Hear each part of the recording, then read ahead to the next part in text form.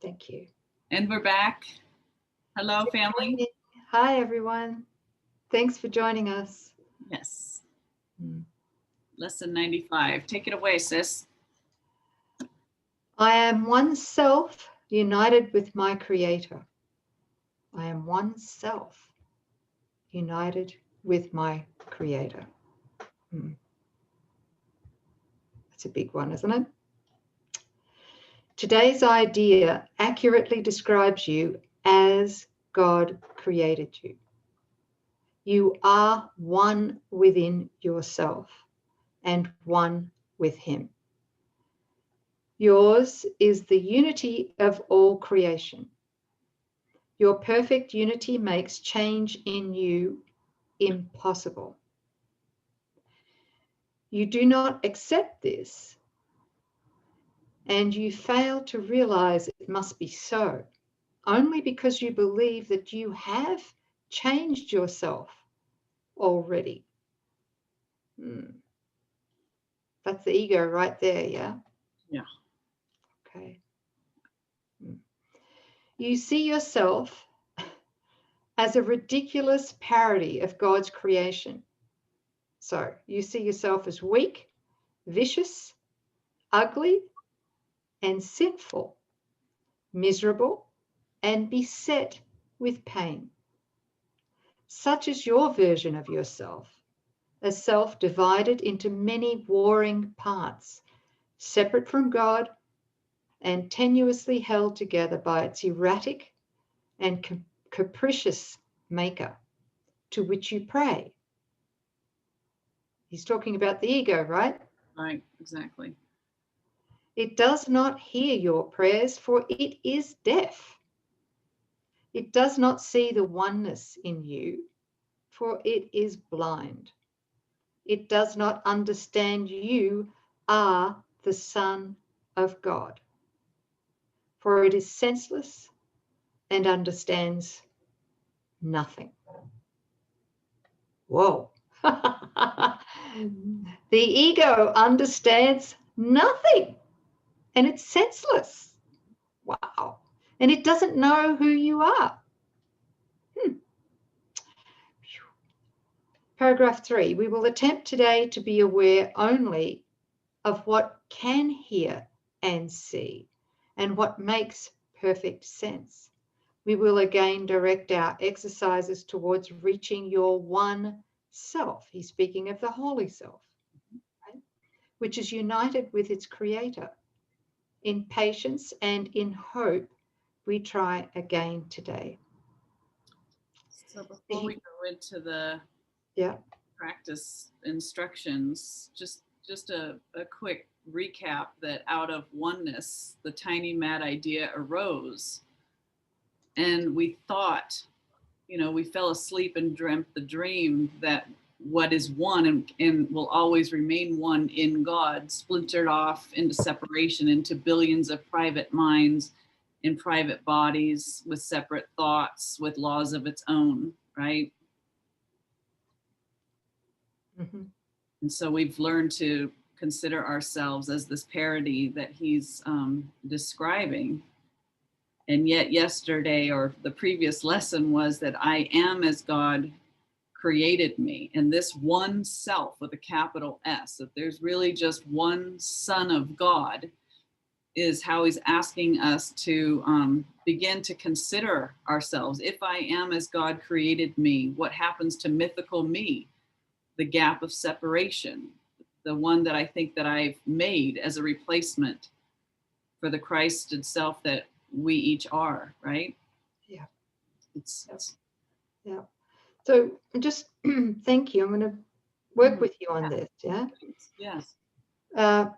Something that was revealed to me by Jesus many years ago, stuck with me, is that mythical me, the personal self, that we're so terrified will be eclipsed entirely or annihilated, right? By the holy self. We're so terrified of that the sum total, Jesus told me, revealed to me, of that mythical me is just one simple thing, and that is the choice to suffer. Mm. Yeah. You know, like that was like, oh, what? Mm-hmm. What? Oh my God. Mm-hmm. That's it. That's what this false self is, is purely the choice to suffer. Because to choose to be separate from our source, Yes. and from our brothers and sisters is the choice to suffer. That's it. Right. That's it. So if we're afraid that joining with God is going to annihilate our separate false self, the only thing it's going to annihilate is the choice to suffer. Yes. So why the delay? Great question, sis. Do we enjoy suffering? Apparently so. It's very embarrassing, isn't it? Yeah. It's the There you addiction. go.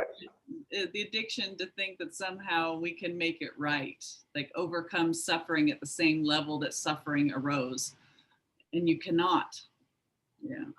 And can you all feel into why that has to be, that this has to be suffering? Because if you wanted to separate from good, from safety and union, oneness, from love, from abundance, from peace, you know, the opposite of God is suffering. What's the opposite of love? Hate. What's the opposite of abundance? Scarcity. So this is right. The choice to leave or separate, it's an impossibility, but we're dreaming the dream, and the laws in this dream are just the opposite of God. So it is total suffering. It's crucifixion. Yeah. And the other thing is, you know, this lesson 95, I'm oneself, united with my creator. Another thing pops up, and that is the belief, oh, I am unworthy. Yeah, that's a fear. Big, yeah, way to Okay. Whoa. Okay. Hang on. I'm oneself, united with my creator. What can we look at that too? Absolutely. Yeah. Yeah. If you're mythical me and the past, the ego will use that to say, well, if this is what I am, then how can I possibly be oneself? How can I be unified with my brother whom I hate? Or how can I be unified with a God that I don't know and I'm terrified of because of my past education about the nature of God, right? These are the ways in which we raise defenses against being that one self united with our creator. So we need to really recognize that, you know, as long as we're in the gap, the pluses and the minuses don't exist. And this is not, you know, time and space aren't. It's just an illusion.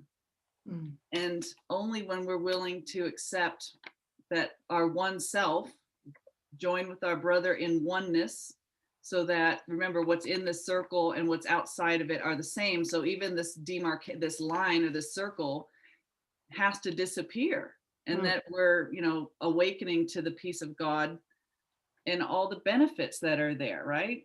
Peace, joy, divine love, abundance, etc. Sorry, sis, you're going to complete that, because I'm just hold that up for a second, if you wouldn't mind. I'm just hearing something. Yes.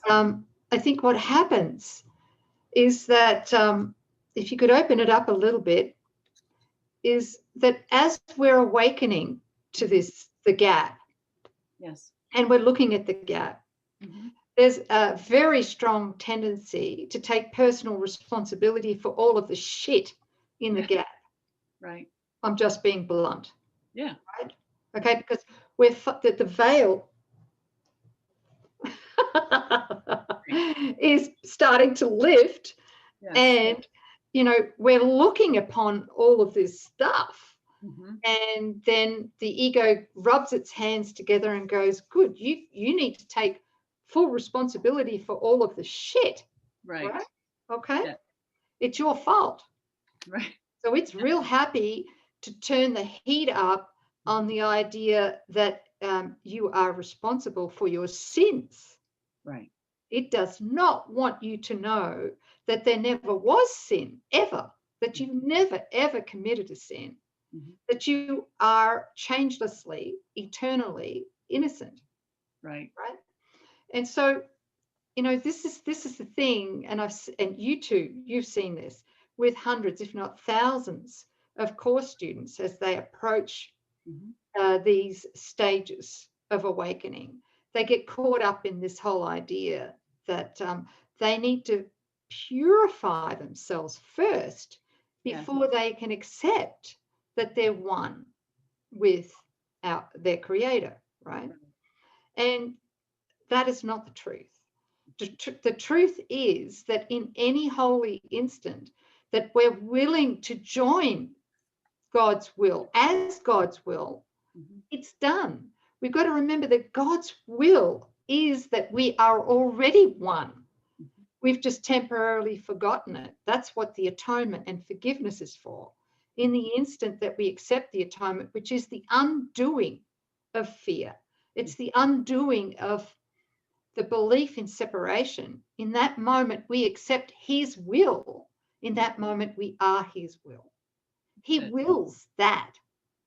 So we don't have to clean this. We don't have to clean all this up first. No. Or purify the body. No. And I'll tell you what, the spiritualized ego will spend 20 years trying to clean that shit up. Because it wants to be part of the solution, right? It does. Yes. And I am, what do you call it? How would you say it? I've experienced that. Not me, no. I'm a professional. Oh, you're too pure. Yeah, that's really that's good. Talk about a detour. Yes. Oh, thank you. So it is in a deep dropping of the mythical me, the whole gap, the dropping of it. It's the turning away from it and claiming ourself where we are, how we are, and whose we are. I am one self joined. I am one. There's one self, and we are individuated aspects of that one Son, whose name is Christ. And and that's it. And the Father and Son, cause and effect, God and man, one in being. There's just one creation going on. So I am one self united with my Creator. So I'm hearing something else right now, which is that there are some teachings, spiritual teachings, that teach to accept the human self. Well, why doesn't that work? Why can't we accept the human self? Well, we can't judge it. If we're going to judge somebody else, we're also judging ourselves, because once we judge somebody else, all attack is self-attack, wherever we see it, right? So the human self, mythical me, its job is to judge. In other words, its job, we ask the ego to project its belief that it is guilty and therefore deserving of death onto others to try and get rid of it, not realizing consciously that whatever we give away, we amass for ourselves. So if casting judgment out there on anybody in the past or present, or whatever, or on it, we're judging ourselves, right? Okay. When I first really saw that, it was so clear that you can't think of another without thinking of yourself. You can't do unto another without doing to yourself. Hence, Jesus's rule, do unto others as you would have them do unto you, because it's the same. And if you're having a difficult time, imagine the person that you're dealing with and pin your face on their face.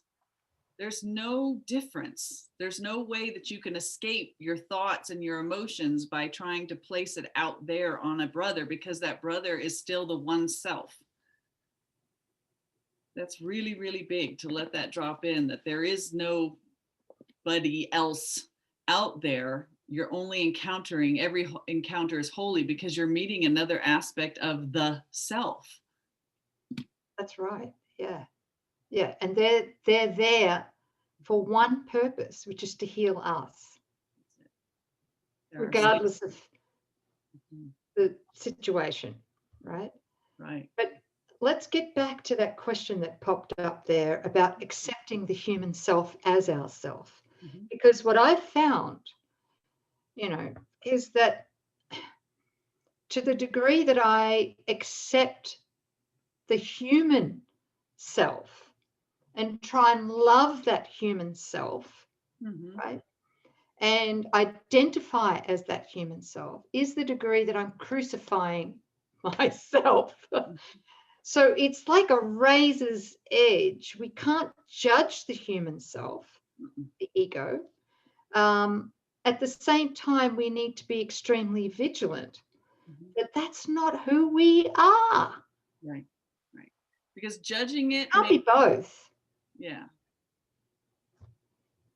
As soon as you judge it, you've made it real because you've given it a value, but it's recognizing I'm not that. But do we throw the body out with the bathwater when we recognize it's all illusion? I mean, for a time, it's repurposed. When we give everything over to Holy Spirit goes, that body will make a fantastic communication device for the Father's will here in the dream to awaken the sonship.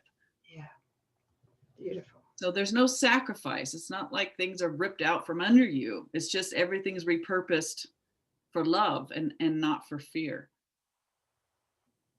Yeah, that's a great point. We don't hate, we don't judge. We don't condemn anything. We don't condemn the body. We don't condemn ourself, the human part of ourself. It's not about, it's being bigger than that. It's when we identify as the holy self, Yes. right? When we identify as the holy self, the light of understanding, the light of the world that we are, really subsumes the darkness of the human self. That's my experience. Yeah. Yep. The mind that's projecting the body becomes whole and healed, and the body is used as a means for the light to enter into the dream. Thank you. It's a big lesson, this oneness, but it's our home, it's our natural state. You want to keep reading, sis? Sure. We're up to paragraph 4, I think. Yeah. Oh, Moving right along. good. The use of the first 5 minutes of every waking hour for practicing the idea for the day has special advantages at the stage of learning in which you are present.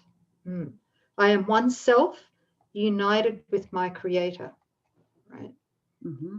It is difficult at this point not to allow your mind to wander if it undertakes extended practice. You have surely realized this by now.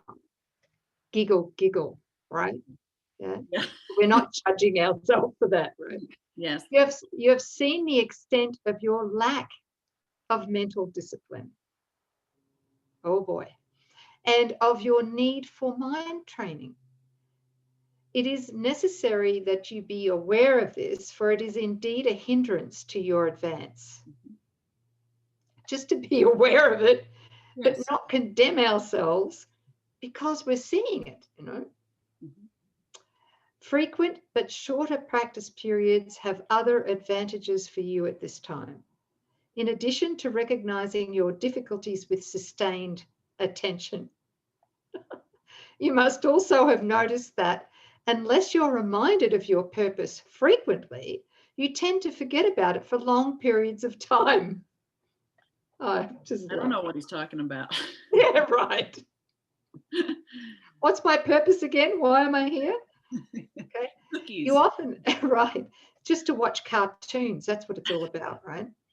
You often fail to remember the short applications of the idea for the day.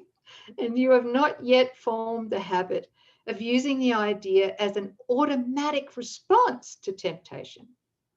Mm-hmm. Structure then is necessary for you at this time. Plan to include frequent reminders of your goal and regular attempts to reach it. Regularity in terms of time is not the ideal requirement for the most beneficial form of practice in salvation. It is advantageous, however, for those whose motivation is inconsistent and who remain heavily defended against learning. God, I remember this. Just being shown in my memory. Oh, Lord. Yeah. Okay. Mm-hmm. Yeah. Talk about being heavily defended against learning. Okay. No judgment. No. Paragraph 7. We will therefore keep to the 5 minutes an hour practice periods for a while and urge you to omit as few as possible. Using the first 5 minutes of the hour will be particularly helpful since it imposes firmer structure. Do not, however, use your lapses from this schedule as an excuse not to return to it again as soon as you can. I did that. Well, I blew that day's lesson. I'll just start again tomorrow, you know. Oh, God. Yeah. I did that a lot. Okay. There may well be a temptation to regard the day as lost. Oh, Lord, I can feel it all coming up. Yep. Here we go. Thanks for your patience, everyone. I just have to laugh. Okay. So there may be there may not be There may well be a temptation to regard the day as lost because you've already failed to do what is required. This should, however, merely be recognized as what it is, a refusal to let your mistake be corrected and an unwillingness to try again. So basically, in going back in my memory, it's an unwillingness to accept forgiveness. Yeah. Okay, that's what it is. Because in that moment, we really deeply accept that. In that moment, the ego ceases to exist. Yay! Until we take it back up again. That's it. Paragraph 8. The Holy Spirit is not delayed in his teaching by your mistakes. How cool is that? Thank God. He can be held back only by your unwillingness to let your mistakes go. Yeah. Yeah. Can you get that? Oh, fully. Just right? keep, judging yourself. Now we're using the workbook lessons to judge ourselves, to keep us guilty. The ego will use anything it can. And all that bloody judgment against ourselves, I could have saved myself years if I only knew this.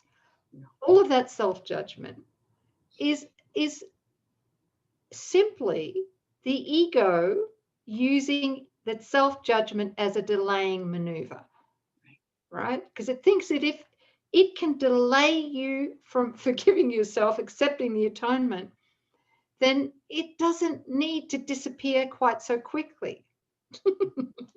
And let's just call it what it is. All delay tactics, you guys, of the ego is that ultimately, sorry to be the poop in the punch bowl, but it's to kill the body off before you awaken. It's using time against God. It's using time against your holiness. So all delay that's what it is. Let the clock wind down and out. Exactly. That's what it's for. Yeah. Let us therefore be determined, particularly for the next week or so, to be willing to forgive ourselves. I'll say that again. Take a deep breath. I am willing to forgive myself for believing and siding with the ego's delaying maneuvers, right? So be willing to forgive ourselves for our lapses in diligence and our failures to follow the instructions for practicing the day's idea. This tolerance for weakness will enable us to overlook it, which means to forgive it, rather than give it power to delay our learning. If we give it power to do this through self-judgment, right, we are regarding it as strength and are confusing strength with weakness. My prayer for you is that you get this quicker than I did. Okay. When you fail to comply with the requirements of this course, you have merely made a mistake. That's it. This calls for correction and for nothing else. To allow a mistake to continue is to make additional mistakes based on the first and reinforcing it. It is this process that must be laid aside, for it is but another way in which you would defend illusions against the truth. Can you feel that? Can you feel that? You know, when the temptation comes up to judge ourselves, we've got to go, no. Okay? I accept my holy self as only God created me. That's it. Nothing else. Just as God created me. So that's it. I am one self united with my Creator. I cannot be anything else. It's impossible. Okay. Paragraph 10, let all these errors go by recognizing them for what they are. They are attempts to keep you unaware of your one self, united with your Creator, at one with every aspect of creation and limitless in power and in peace. This is the truth, and nothing else is true. Today, we will affirm this truth again and try to reach the place in you in which there is no doubt that only this is true. No doubt, right? Because, and we'll talk about this more later, because if there's any doubt at all, it's always the ego's self-doubt. It's not you as God created you. So begin the practice periods today with this assurance offered to your mind with all the certainty that you can give. I am one self, united with my Creator, at one with every aspect of creation, and limitless in power and in peace. Wow, what a prayer. Woo. Then close your eyes and tell yourself again, slowly and thoughtfully, attempting to allow the meaning of the words to sink into your mind, meaning into your heart, not just intellectually, right? Replacing false ideas. I am one self. I am one self. Yeah. Repeat this several times and then attempt to feel the meaning that the words convey. Sis, I'm going to let you read the rest. Okay, all right. So staying in that feeling place. Yeah. You are one self, united and secure in light and joy and peace. You are God's Son, one self, with one Creator and one goal, to bring awareness of this oneness to all minds, that true creation may extend the allness and the unity of God. Wow. You know, in our family on TTC and HRJ and our groups, it's so beautiful because you can feel spirit sweep through the room and you listen. And a lot of times I used to close my eyes all the time, and I'm opening them more, but I'm recognizing that the spirit is speaking and that somebody else is speaking truth and love is being expressed and shared, and that's my identity. I'm feeling and witnessing, and the feeling state that the one self is expressing. It might look like it's coming through these mouthpieces or bobbleheads in a Zoom room, but that's me. I'm one with that. And Yeah. that, and the impetus, the intelligence behind that is God. Yeah. Yeah. And it's enough to crack our heart open. Oh, Right. Right there, right then. Just when we see that, when we see there's no separation, yeah, that we are one self. right. And only love, the wanting to join with another, when the motive is love, Yeah. that's the only way to know that we are one self.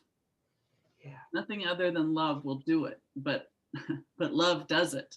The love that you experience is the proof that we are that one self.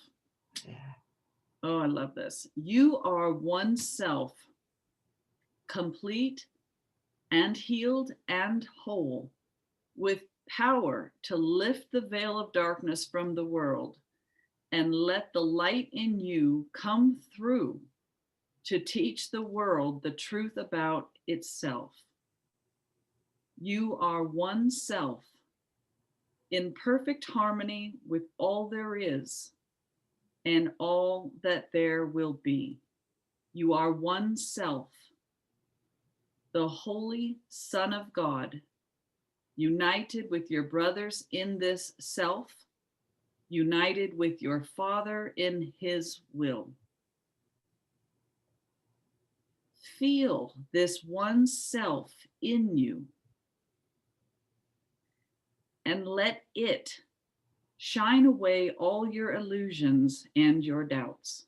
This is yourself, the Son of God himself, sinless as its creator, with his strength within you and his love forever yours.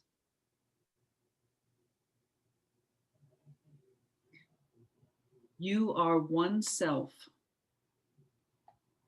and it is given you to feel this self within you and to cast all your illusions out of the one mind, which is this self, the holy truth in you.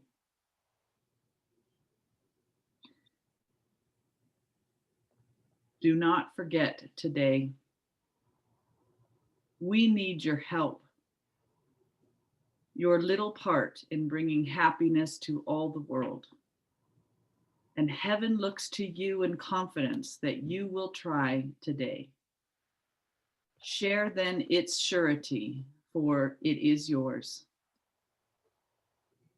Be vigilant. Do not forget today. I can feel his great need of us and all the love and patience bringing us the course and his perfect love for us. Could we not at least give him this and thank you? Yeah, I'm really feeling it too. Yeah. Thank you. Throughout the day, do not forget your goal. Repeat today's idea as frequently as possible. And understand, each time you do so, someone hears the voice of hope, the stirring of the truth within his mind, the gentle rustling of the wings of peace. Oh boy. Oh, sis, that's just cracked a memory for me. Oof. Oh my Lord. Brought up a lot of emotion too. Wow. Yeah. Mm. You want to share it? Can I? Have we gone over time? This is a very long lesson. I'm going to try and condense it then. Ooh. You want me to finish this paragraph off and then you share? Yeah, good idea. Your own acknowledgement you are one self, united with your Father, is a call to all the world to be at one with you.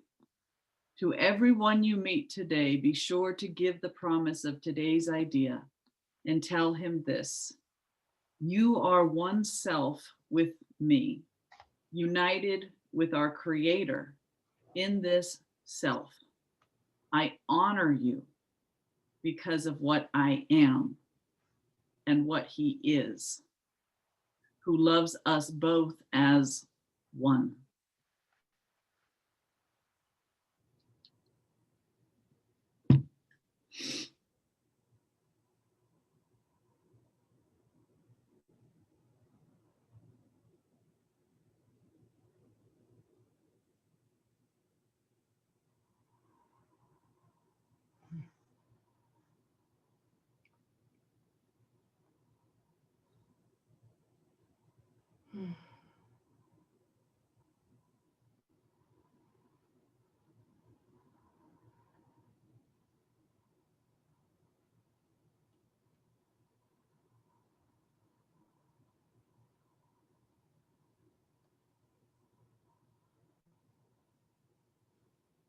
Wow. Thank you.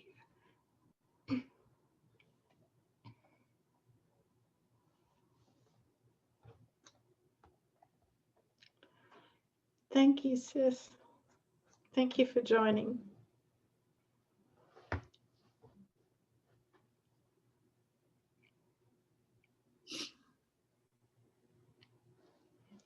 Thank you, beautiful family, for joining us in this. Yes.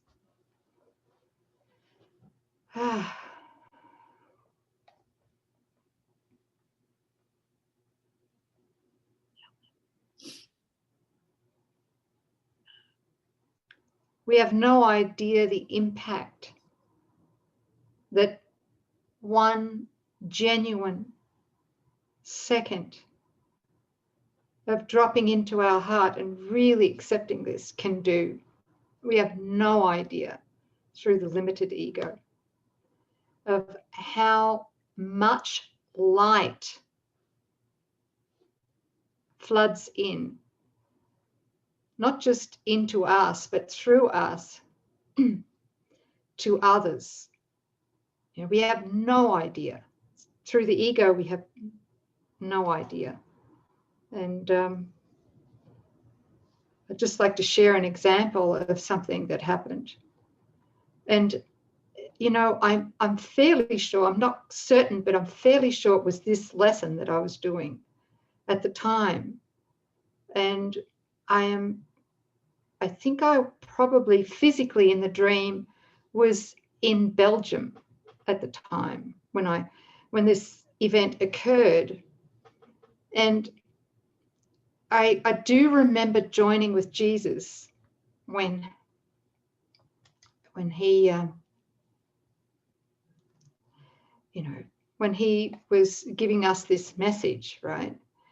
And I remember breaking down and crying, going, I want to help to heal the world. I don't want my brothers and sisters to be in suffering any longer. I mean, I really was on my knees with that, and that feeling of wanting to join everyone. Yeah. And that night I had a very, very real dream, like seemed to be extremely real, almost a visionary dream. In fact, it probably was a visionary dream. And I didn't understand it at first, but as it unpacked itself, the impact of the dream really landed. And what it was in the dream, I saw two things occurred. First, I heard the sound of what seemed like soldiers marching, right? So I heard that sound, and it was the sound of thousands and thousands and thousands of soldiers marching. The second thing I recall was these huge gates, huge, brilliantly lit, but not by a false means, not by, it was lit from the inside. The gates were lit from the inside, all right? Everything was at first grey and then came to life in vivid colour, colours that I guess the human senses can't understand and can't really see. But in the dream that all came alive, I was hearing these soldiers marching. And then the next thing that happened is I was hearing the sounds of rejoicing. So there was much partying going on, right? Like mega rejoicing.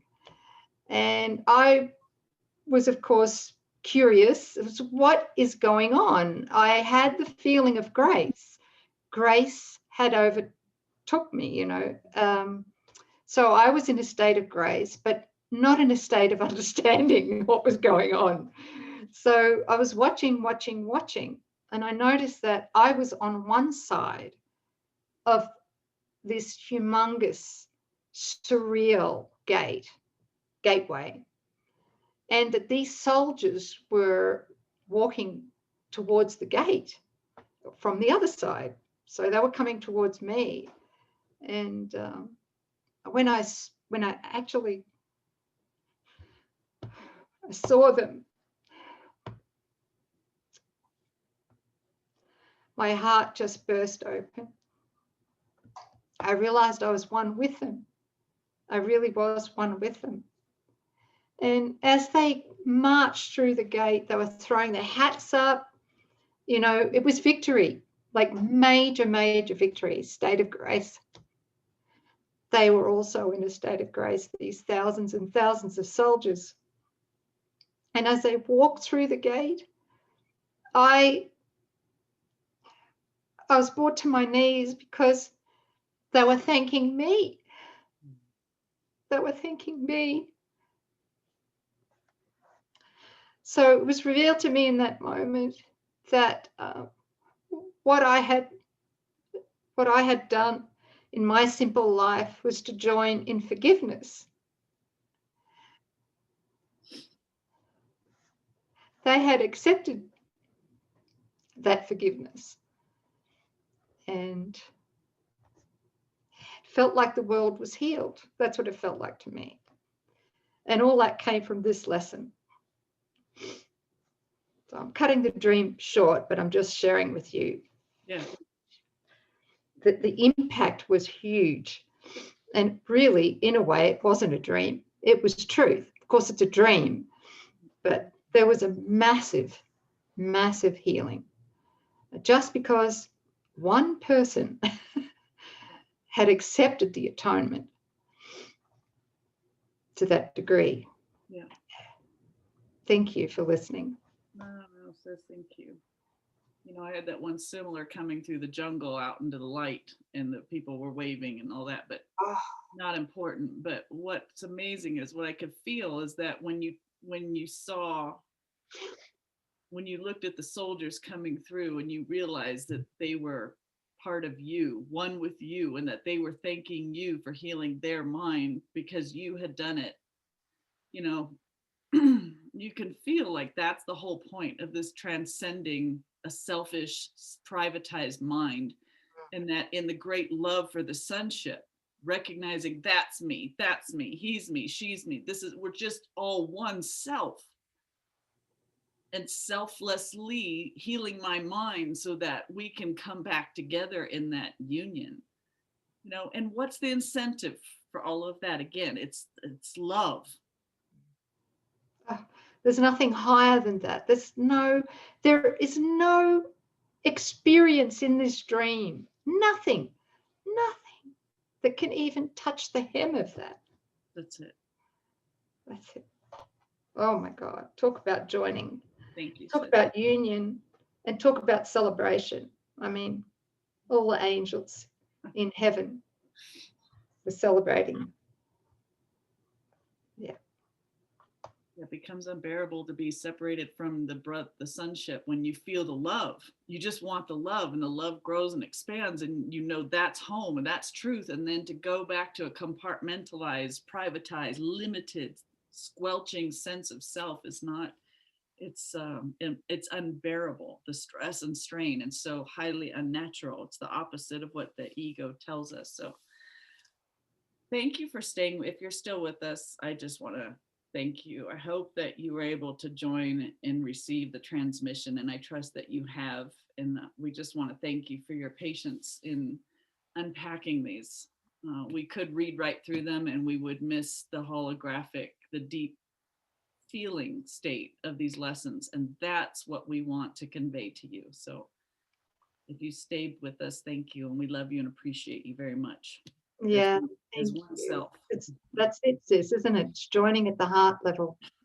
Even if the mind doesn't understand. Yeah. That's the miracle. Thank you. Thanks for staying with us. This lesson has now been fully given.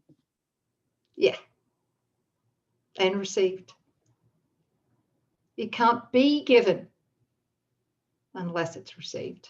Yeah, I'm feeling the blessing that you all provided me so that I could unpack this lesson with you so that I could receive it for myself.